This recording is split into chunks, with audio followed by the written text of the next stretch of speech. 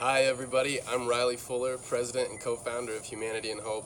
Last week we got together to talk about the history of H&H, what it is that we believe in, what are the core tenets that we invest in, and today I want to talk about what are we doing today. The core of everything that we do is the full-time team that we're able to have on board. There are 9 of us who are full-time employees for H&H and about 20 more people who work as continuous volunteers. And we are the heart and soul of what H&H does. We're the hands that the work pour out from and the heart that fills it with love.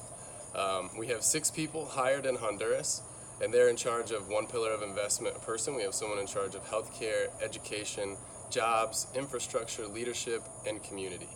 And they help us do the most important thing, and that's serve the 556 people in the rural, somewhat remote villages in Honduras that we have the pleasure to serve. There are 556 people. Of those 556, about 200 are kids, age 0 to about 15. There are about 150 women and about 120 to 130 men. So we get a broad cross-section of people who really need our help.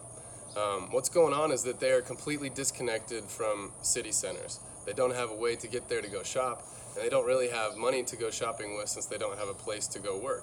And beyond that, they do have schools in their villages that are funded by the government, but given the difficulties that have been going on the past few months and just the difficulties in educating children in rural settings in general, it just doesn't work out as well as any of us would hope for.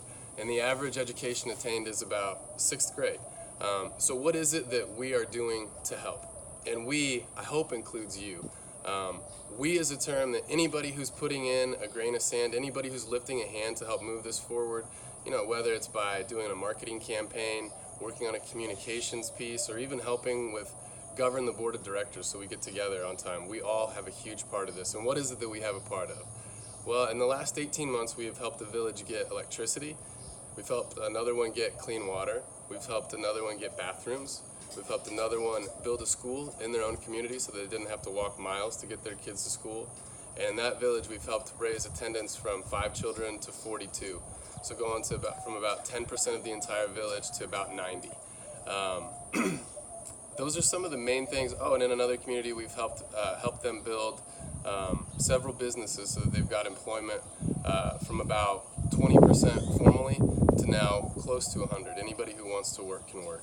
So really what it is that we do is we listen to people, we hear their priorities, we help them solve issues that they wouldn't be able to do without a hand out, or a hand up rather than a hand out, and that's doing things like getting electricity, helping get clean water. And then really what we try to do the most is to help invest in things that will create opportunities going forward.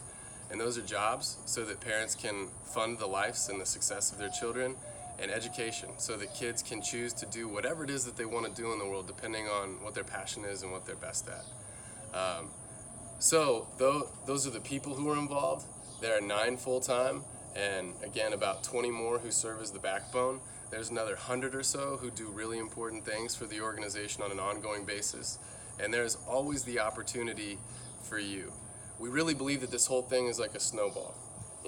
The more people who get involved and the more talented that they are, we will truly be able to make a difference in a country that is just leaking. It's so difficult there that they're but that 1% roughly or more are leaving from Honduras to come to the United States this year.